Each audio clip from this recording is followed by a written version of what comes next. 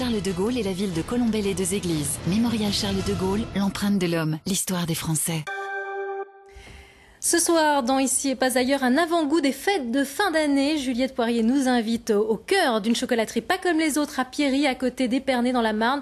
Une chocolaterie familiale et artisanale ouverte au public toute l'année et qui fait de drôles de chocolat. Bienvenue en zone commerciale à Pierry. Alors pourquoi ici et pas ailleurs? Oh oh oh, bonsoir Juliette. Eh bien ce soir on va parler de moi, le Père Noël. Bonsoir. Alors au cas où vous ne l'auriez pas remarqué, c'est un moule qui sert à fabriquer les Pères Noël en chocolat.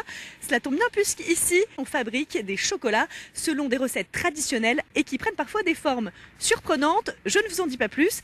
Si on allait voir comment on fabrique ce Père Noël, suivez-moi. Tu vas voir Juliette, à l'intérieur c'est vraiment une grande et belle famille. Bonjour Véronique. Bonjour Juliette. Alors on a fait connaissance avec le moule Père Noël, mais par quoi on commence? Eh bien on va commencer par s'équiper en mettant la blouse. D'accord, bah c'est parti. Première fabrication, des bonbons au chocolat noir. Jordan, jeune salarié, s'apprête à travailler la recette maison du praliné. Il y a 70% de fruits secs, amandes et noisettes, du chocolat et du beurre de cacao. C'est surtout bien tabler le chocolat pour qu'il soit bien brillant. Et surtout être patient. Tabler le chocolat, c'est le travailler sur le marbre pour que sa température descende sous les 30 degrés. Une étape clé qui requiert minutie et patience avant de pouvoir les déguster.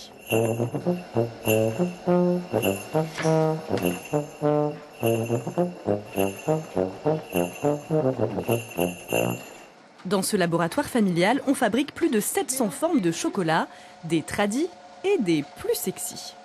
Chaque décor va correspondre à une recette particulière. Donc, des formes masculines avec les rayures sont ceux qui pétillent et ceux qui n'ont pas de décor vont être au praliné. Ce qui se vend le plus, c'est les petites tailles. Voilà. Sûrement parce qu'elles sont plus faciles à manger. Voilà. Et il y a une petite chose aussi pour laquelle on est connu dans la maison. Vous voyez, c'est les petites fantaisies comme ça. Je ne sais pas si on vous a montré à la visite. Voilà. Non, j'ai pas osé. J'ai pas osé parce qu'à qui je vais les offrir, faire quand même attention, hein, j'ose pas, mais bon, je reviendrai. Je vais réfléchir à la question, ça me fera l'occasion de revenir. Je viens surtout pour les petits chocolats coquins, qui sont très appréciés par ceux qui les reçoivent. Hein.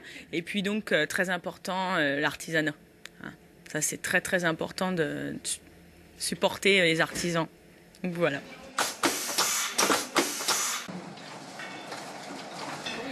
Mais le chocolat qui fait surtout la renommée de cette maison, le voici, le bouchon. La matière première, c'est ici, 60 kg de chocolat noir. Il faut 3 heures pour confectionner un bouchon à la liqueur. D'abord un passage des moules sur la table vibrante pour en chasser l'air, puis dans la centrifugeuse. Pour chaque moule, ça va prendre 10 minutes, tout simplement le temps que le chocolat durcisse à température ambiante. 5 grammes de liqueur maison au choix et place au rebouchage avec un instrument ingénieux. C'est un appareil qui a été mis au point par mon père pour nous permettre de reboucher rapidement et facilement les bouchons pour ne pas perdre trop de temps et continuer à travailler sur le reste des recettes.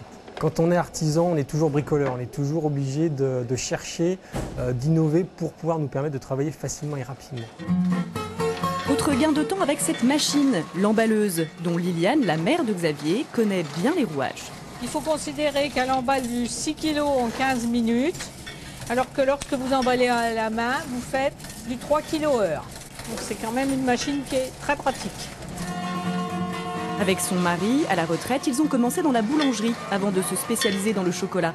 Un métier qui la passionne toujours. Il y a beaucoup de fierté, mais il faut déjà d'abord être gourmand et après tout va suivre. Tout après est un plaisir de travailler des produits de belle gamme. Et le haut de gamme ici, c'est la qualité du chocolat. 100% pur beurre de cacao et sans huile de palme. Une éthique depuis 30 ans. Au niveau du goût, on va avoir quelque chose de beaucoup plus léger avec des bases de beurre de cacao. Au niveau des odeurs et des parfums, quand même en bouche, on ne va pas du tout avoir les mêmes rendus. À savoir que par exemple, un beurre de cacao, c'est un produit, quand on le consomme, qui va être transformé en bon cholestérol. Ce qui n'est pas le cas des autres matières grasses. Bientôt Noël, rythme soutenu dans la chocolaterie, mais la relève semble assurée avec Lucie, 5 ans, déjà fondue de moulage. C'est l'arrière des chocolats.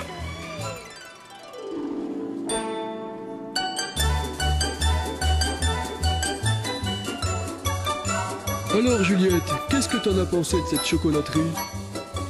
Alors j'en pense que je te mangerai bien, Père Noël. Plutôt appétissant après tout ce que j'ai vu. Non, Juliette, on vous a préparé une petite surprise. Laissez-lui un sursis au Père Noël. Merci, c'est un chocolat spécial dédicace ici et pas ailleurs. Merci beaucoup Bertrand. Coup d'œil, je crois que c'est le mot de la fin, c'est la fin de cette émission. À bientôt, ailleurs, en Champagne-Ardenne. Merci Juliette, attention aux excès surtout. Voilà, c'est la fin de cette édition. Avant de nous quitter, je vous rappelle les principales informations que nous avons développées dans ce journal. Alors qu'on attendait aujourd'hui le délibéré dans l'affaire du policier belge tué dans une course-poursuite par 5 Ardennais, le tribunal correctionnel d'Arlon s'est finalement déclaré incompétent dans cette affaire. Le dossier a été renvoyé vers le parquet d'Arlon.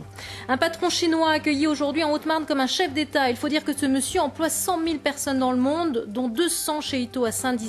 Cette visite a permis de rassurer les élus locaux sur l'avenir du site spécialisé dans la fabrication de pièces de tracteurs. Sur la transmission, ils ont des objectifs relativement ambitieux, mais je commence à comprendre qu'ils sont réalistes. Au début, je trouvais ces objectifs ambitieux, mais je ne voyais pas très bien à qui ils allaient vendre ces transmissions. Aujourd'hui, je suis assez rassuré. Enfin, la 28e campagne d'hiver des Restos du Cœur qui s'est ouverte aujourd'hui. Les premiers paniers repas ont été distribués aux bénéficiaires qui sont chaque année malheureusement plus nombreux. Voilà, le 19-20 continue avec la météo suivie de l'édition nationale présentée par Carole Gessler ce soir. Prochain rendez-vous d'information en région, c'est dans le Soir 3. Demain matin, vous retrouverez à 10h10 Valérie Alexandre pour Champagne-Ardenne matin. À 12h, Laurence Laborie pour le 12-13. Et quant à moi, je vous retrouve demain soir à 19h. Je vous souhaite de passer une excellente soirée sur France 3. Au revoir à tous et à demain.